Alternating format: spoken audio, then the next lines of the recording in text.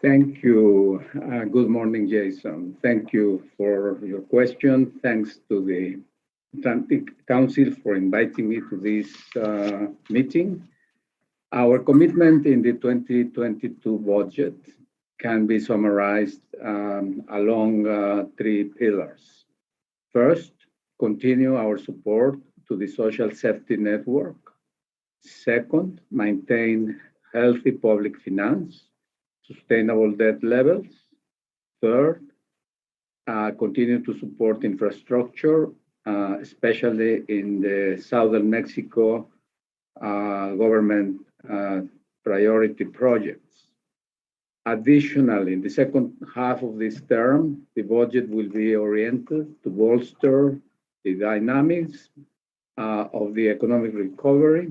Let me give you three examples.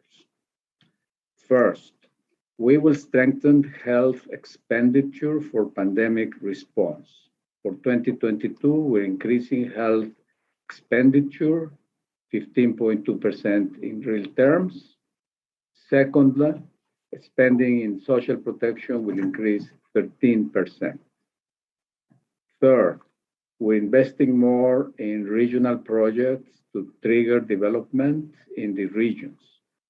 So we are talking about a physical and total investment increase of 17.7% in real terms and 14.3% over last year's figure.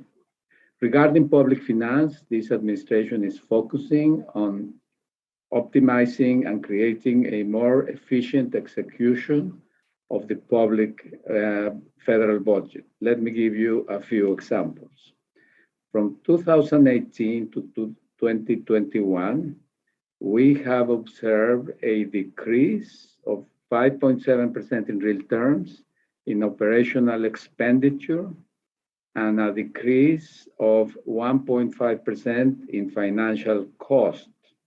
Regarding our third pillar, infrastructure, the budget for fiscal year 2022 contains investment for programs and projects, including PPI, for 640 billion pesos, especially in railways, airports, highways, and harbors.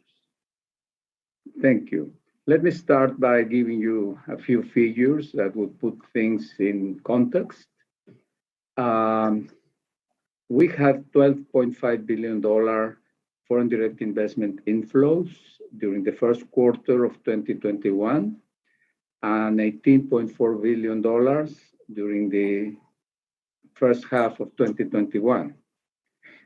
Apart from public investment in infrastructure, as a driver for private investment, we're aiming at higher integration to the North American value chain. Despite some setbacks coming from supply shortages and trade disruptions due to COVID-19 pandemic, Mexico will benefit from greater integration to the North American value chain that will increase the local and foreign investment in key sectors, as well as employment in human capital. With the entry of the USMCA agreement and the accelerated economic recovery, the investment climate in Mexico has improved, providing unprecedented outlook to take advantage of and increase trade integration. In fact, we have seen 123 potential FDI announcements for an estimated amount of $27 billion.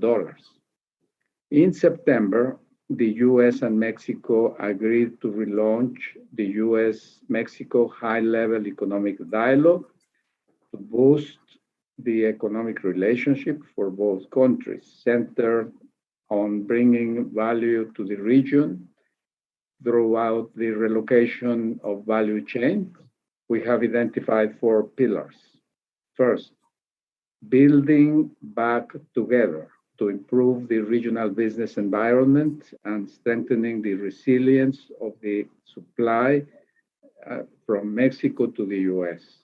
Its goals is to strengthen existing and new supply chain and promote U.S.-Mexico economic competitiveness through innovation and improving land border crossing and marine port infrastructure.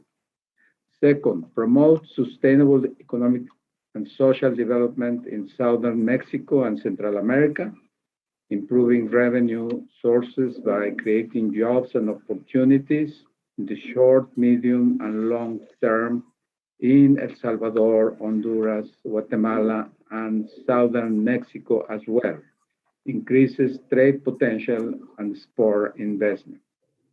Third, securing the tools for future prosperity to bring resilience of value chains. This implies improving regulation and working in risk mitigation on issues related to information and communication technologies, networks, cybersecurity, telecoms, and infrastructure. And the fourth pillar is investing in our people to foster cooperation towards a more inclusive workforce that is better educated, more competitive, and better trained with the necessary skills to meet the needs of the 21st century economy. Over the following days and since yesterday, I have been discussing how to achieve an inclusive and sustainable recovery.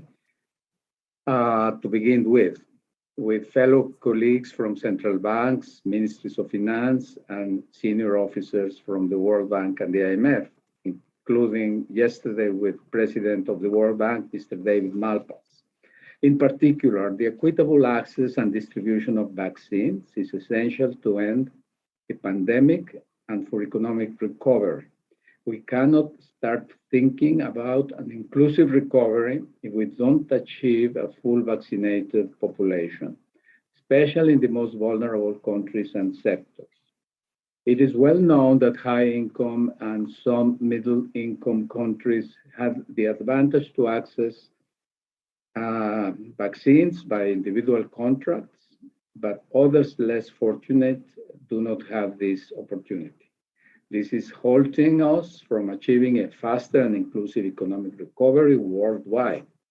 Therefore, during these meetings, we will continue to explore how the World Bank and the multilateral development banks can contribute to guarantee access and distribution of vaccines everywhere. Other topics that have been discussed are the use of the SDRs, climate change, digitalization, and debt-related issues. On the latter, I would like to recognize the efforts done by the IMF and the G20 in improving the international debt architecture for debt relief to their poorest members. Nevertheless, we have been advocating to also analyze alternatives for debt refinancing for middle-income countries that are suffering the consequences of high levels of debt maturing over the short term. The COVID-19 pandemic accentuated many structural problems, for example, in climate change. In this regard, countries should maintain our commitments to fight the effects of climate change and to mobilize resources, public and private, using these criteria. We are using sustainable finance approach to promote market instruments for incentive aligning. Regarding how international financial institutions, we are in recovery path, and the international financial institutions have been working on tailoring financial mechanisms, especially for low and middle income countries, which have been the most affected.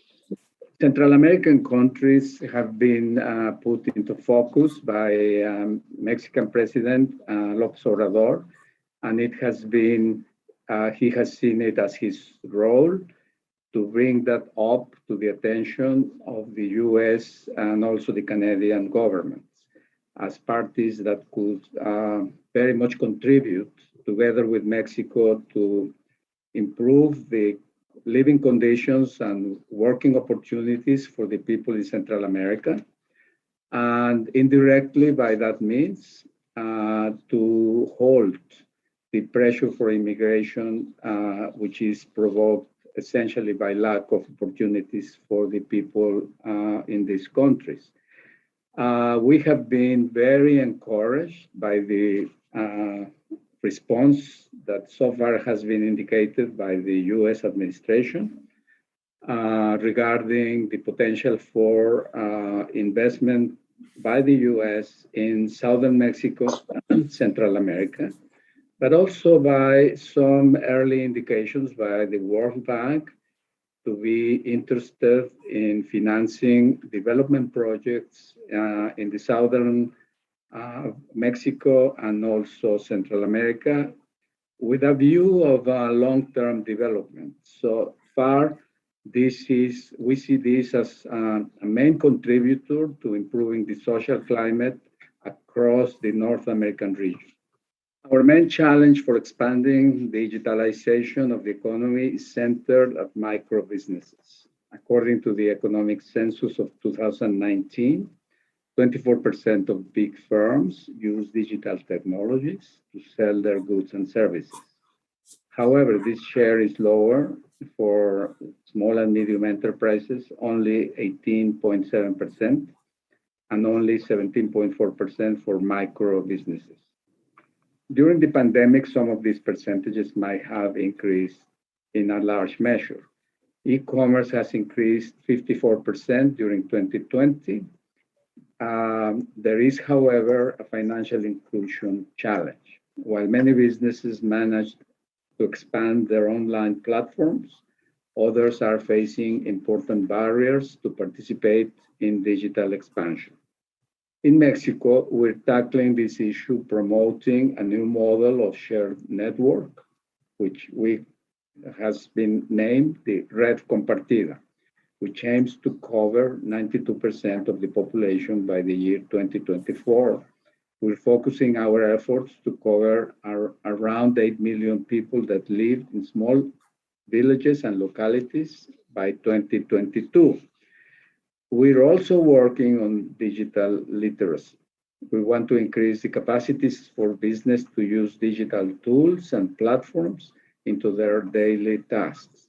The Mexican government conducted a pilot program to enhance financial and digital literacy among 1,400 women entrepreneurs. Some of the results from our last intervention during this period was an increase of 38% in the number of small and medium enterprises which start selling through the internet network.